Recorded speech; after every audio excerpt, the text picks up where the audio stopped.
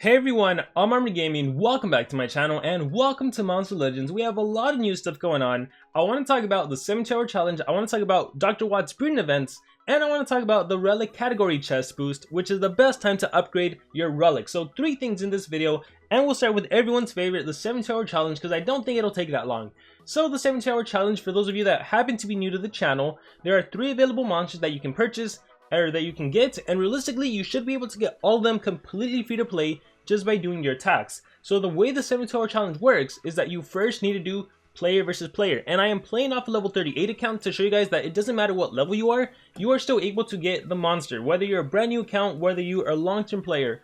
And I can show you that because by going to the storage, if I sort by legendary, you can see all of the 72-hour challenge monsters I've gotten. We just finished one with Killer Raptor, rank 1, and another monster, and I've successfully, I think it was Tryon, I've successfully gotten both of them. I even got the epic monster, so you should be able to get them all. Now, the way you get more challenge coins is dependent on what league you're in. The higher the league, right here in the top left hand corner, the higher the league, the more coins you'll get. I think I said maze coins, challenge coins. Sorry, you also have a maze event going on. So the hard thing for a newer player, I would imagine, is that if you find yourself in a high league like I am, legendary 4, for level 38 accounts, a lot of the opponents you face, they might be level 100 monsters. So my advice to you guys is to put a very weak defense team on. See how I have this Treezard on defense, poor little Treezard, because that will give you essentially easy opponents. So when I click revenge, instead of facing those level 100 legendary monsters, I can fight these level 10 monsters. Oh, how cute. And then I can easily go ahead and beat them.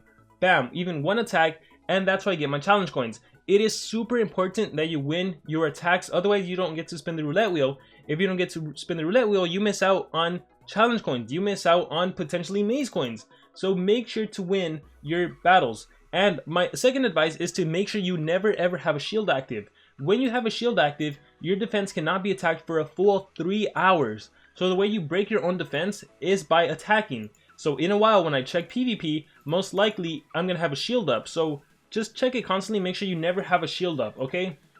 So that's my advice for you guys in the 7-hour challenge. In terms of what I think you should go for, I've said this multiple times in multiple videos, but again, for those of you that are new to the channel, as cool as it is to have legendary monsters, my #1 recommendation is to go for the resources.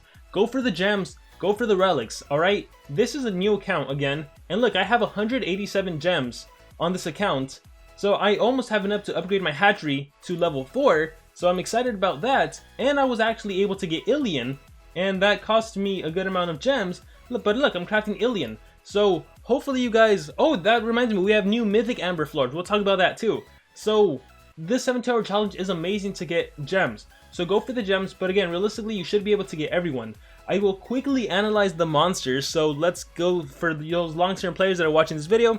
Let's get some nostalgia back in here. Baron Trader. So I remember when Baron Trader came out, he came after Xero and the Ruby. He was actually pretty broken, and it's weird because he wasn't supposed to be, but there was a time in SocialPoint history where skills that were 50% chance to deny were actually 100% chance to deny. Or not even deny. If a skill said 50% chance to burn, it was a guaranteed burn. It was the weirdest thing ever. But with that being said, Baron Trader, when he got released, one of the fastest speeds in the game, okay? And then if we scroll all the way down, this skill right here, no more than me, disable straight on one enemy, 50% chance of applying possession to an enemy. Once again, even though it says 50% chance of applying possession, it was actually 100% denial. And it's cool because you would trade disable and then deny. And yes, this skill would drain all of your stamina, but that's the reason he was so good. It was a guaranteed denial. So even if you were fighting someone that had Bulwark, doesn't matter. Guaranteed denial. So, and guaranteed possession at that. So one of the best denials, right? So yeah, I like the skill. I think now he's not going to be as good, obviously. To exhaust all that stamina to maybe possess, I wouldn't do it. I wouldn't do it. This skill is also still really good. It's your worst enemies. It applies blind and guard down to all the enemy monsters. Blind reduces enemy accuracy. Guard down makes your attacks always land. Deep Melancholy. This skill removes positive effects and applies poison to all enemies. It's damage over time. This is a 50% trait disable. This skill is a single blind, single guard down, and these are basically the single versions of this over here. With the exception of this, they're both still single target. This one just applies the possession. And what else do we have? Possession, 50% chance to blind, and poison. Oh, this is basically skills group 2. So yeah, that's the only thing I remember about Baron Trader. In terms of usability, I don't think he's that good of a monster right now. and it's unfortunate, but he does have a really cool monster design. And with that being said, the other monster up for grabs, the other legendary, is Vampira, who is an attacker from what I remember. Let's scroll all the way down. Look at my eyes. Steals life from target. Yeah, 55 damage. High cooldown though. High cooldown. 50 damage spammable bleeding skill. Stamina leak in days, 55 damage. Zinger no more, 25 damage, but it is an AoE 50% stamina drain. Here is another lifesteal skill. Here is a self heal skill. So she's I wouldn't even say she's a good attacker. She's just a monster. She's just a monster. So yeah, in terms of those two monsters, there they are. Now you hopefully have an idea of who, if you only had to go for one, hopefully now you have an idea. One thing I would actually recommend is to maybe take a look at books. Maybe you're missing a particular monster in a certain book. So do you need a female book? Do you need an undead book? Do you need a family monster book? Let's see what Baron Trader's in. He's in 4 more books. So maybe you can go by there. In terms of the gold production, they're both 155. We do have a Dark El Colossal event going on, or not going on, going to be appearing towards the end of the month before the start of June. So maybe you could pick up the Dark Monster. What if she's used to breed that Dark Monster you want? Also, eventually we will have a Magic El Colossal event, so it could be worth picking up Baron Trader, because maybe he's one of the monsters used to get, I don't know, maybe Madam Fusion. I don't know, maybe Zyron the Ruby, who knows? So it's worth picking them up, if anything, just for that. And the Epic Monster, I mean, definitely also worth picking up the Epic Monster. It's, again, it has the magic element, so it also might be used for the Magic El Colossal event. So, I'm going to show you guys the costs, so take a screenshot of this. Now you know, assuming it's the last card flip to get the monster, this is how much it's going to cost. So as you can see, Baron Trader cost, it's kind of like a nice middle ground. The fact that you can get a legendary monster for half the cost of the monster on the right, Vampira. However, she does come ranked 1, but realistically, you're not going to be using them for combat. With that being said, let me really quickly show you. I always start off with the middle monster. The way it works is that you select a random card and you get a random reward. Now, these rewards are completely random. As soon as you select one card, your other card is predetermined, so it doesn't really matter where you click. It's just like, oh, nice little gimmick. So it's fine, it shuffles around. It feels like you can track where the monster is, but you really can't. But yeah, that's how that works. Let me just exhaust my coins. Maybe I'll get lucky and I'll get it like on the I'll get it like on the 4th card flip or something.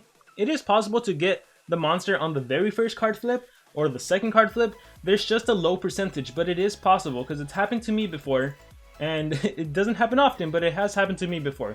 So when you don't have enough maze coins, when you don't have enough challenge coins, what will end up happening is this little pop-up right here. Sorry, you don't have enough challenge coins. Do you want more? And then if you click get more, well, you can buy some with gems. Personally, I don't recommend doing this. You can get enough with PvP, alright? So always make sure, oh, I see, I still haven't been attacked. So always just get your challenge coins from PvP. Remember that by doing daily goals, you can have 2 more PvP attacks.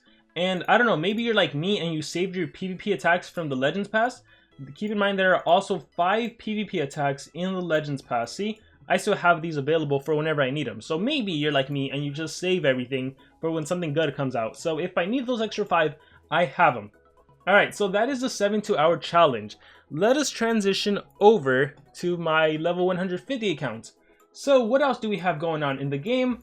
Well, we have Dr. Watt's breeding event. Combine Taiga or Erdicus and Pixeline or Violet to obtain Dr. Victor, which is Dr. Watt's brother. If you're successful, you'll get 10 Dr. Watt cells. If you're not lucky, you'll get 5 Dr. Watt cells, and you can only use 1 Joker per combination. So, if I show you guys my vault real quick, if I show you guys my monster vault and I show you Dr. Watts, where is he? I have 50 cells because we had a progressive event for Dr. Watts, so I got 50. I already got him from the Golden Legends Pass, or from the Silver Legends Pass, I guess. See, I already got the egg, and I have 50 cells. This is a way to get additional cells.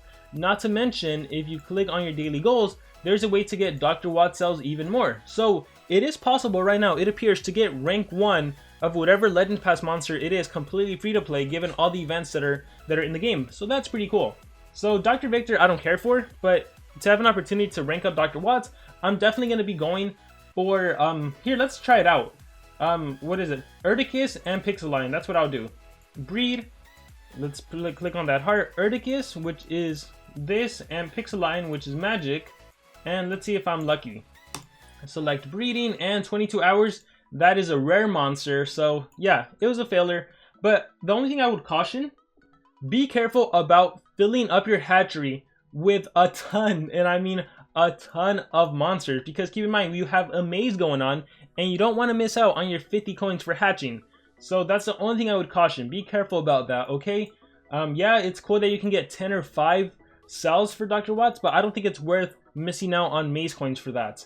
Alright, we have Elite Days going on. I have a whole video on Elite Days if you want to check it out. I'll link it in the description. The question I probably get asked the most is, which chest do I think it's worth it?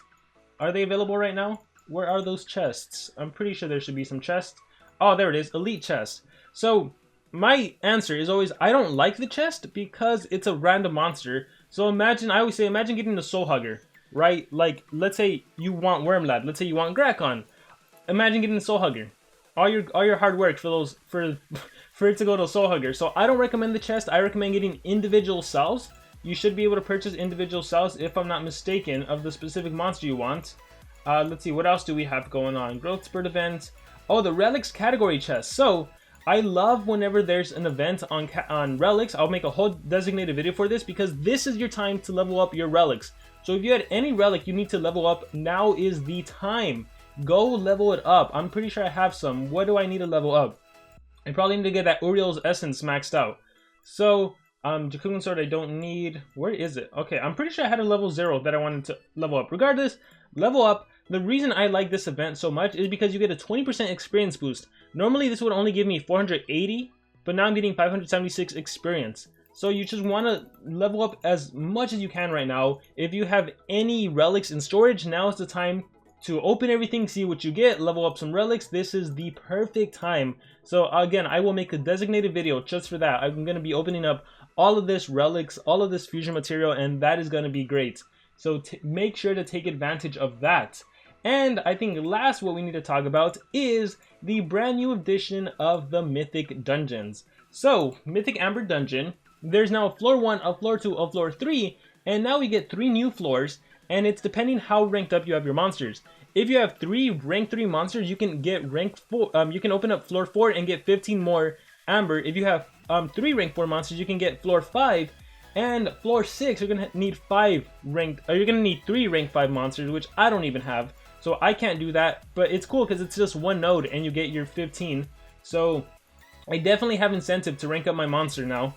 Floor 5 is cool. Here, let me click battle. I have enough thanks to the races and armor claw, so let's click fight, and oh, this is still pretty easy. Omega, save Rossi, and GG. I like this because as opposed to doing a bunch of nodes like the previous Mythic Ambers, this is just one battle. So I definitely am incentivized to get another rank 5 monster, but I think I'm gonna keep hoarding my Mythic Amber until there's a really good monster that I really like. See, easy battles. So they should hopefully incentivize you to do good on the next race and get that rank 3 plus monster, and that way you can get more Elementium. So the more you have, the more it'll help you moving forward, because you get to stack up at a greater rate. So let me just spin this roulette wheel, and let's see what I get. 10k food, okay. Let me exit out. Look, I got my 15, I got 30, just like that. In 2 attacks, I got 30, as opposed to having to go through all of these battles. But yeah, guys, that's pretty cool. I wonder how many players can actually do floor number 6. Though that's going to be interesting to see. Alright, so with that being said, I think that's going to be it for this video. So we talked about a lot. I talked about 72-hour challenge, talked about Dr. Wattz breeding, I talked about relics, and I talked about this new event, or these new mythic floors. So that's pretty cool, that's pretty exciting. There's the elite cell pack. So this is what I recommend. I know it's double the cost, but I recommend you get the individual cells of the monster you want. So see, that worm that sells, pay your 50 and get your 25 cells, pay another 50, get another 25. That's what I recommend.